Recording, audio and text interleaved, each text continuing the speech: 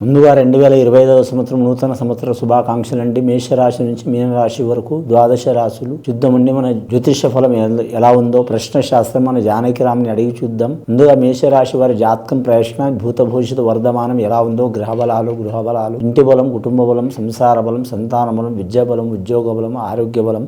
జానకిరామ్ చూడు మేషరాశి వారి జాతకం నూతన సంవత్సరం 2025వ సంవత్సరం ఎలా ఉంది. ముఖ్యంగా మేషరాశి వారి జాతకంలో చెప్పాలంటే మాత్రం శంకరుడు పార్వతి వచ్చినండి, భోళా శంకరుడు వచ్చిండు, పార్వతి దేవత వచ్చింది, విఘ్నేశ్వరుడు షిరిడి సాయిబాబు వచ్చిండు, అలాగే మాత్రం రాముడు సీతాదేవత రాముడు వచ్చిండ్రు, అలాగే గుహుడు వచ్చిండ్రు.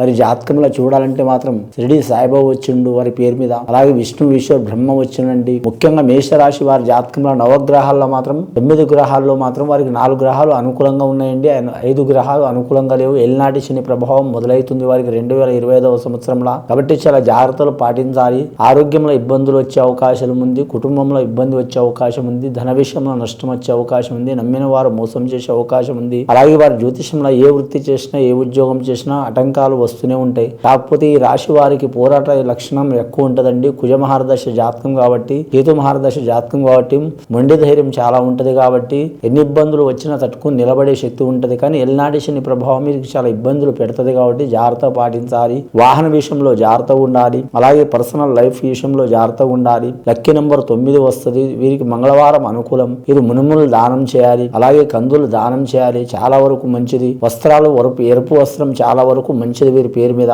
అలాగే ఆంజనేయ స్వామిని పూజ చేయడం మంచిది. స్త్రీలు కావచ్చు పురుషులు కావచ్చు ఎవరైనా సరే అమావాస్య పౌర్ణమి కొత్త పనులు మొదలు పెట్టవద్దండి వారి పేరు మీద. అలాగే అష్టమి తిథిలో మాత్రం చాలా వరకు మాత్రం దుర్గామాతను పూజ చేయొచ్చు, కానీ ఏరే పని మాత్రం చేయవద్దు.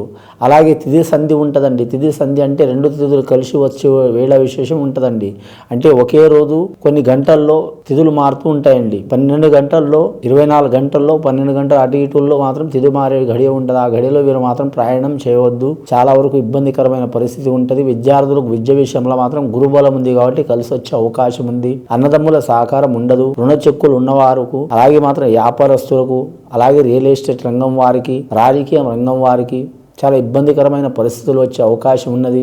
అలాగే నిరుద్యోగులు మాత్రం శుభయోగం కలిసి వచ్చే అవకాశం ఉంది. ముఖ్యంగా వీరు కాలభైరవ స్వామిని పూజ చేయడం, అలాగే వీరభద్ర స్వామిని పూజ చేయడం, నవగ్రహ ఆరాధన చేయడం, శనీశ్వరుని పూజ చేయడం, శివుని అభిషేకం చేయడం చాలా మంచిది.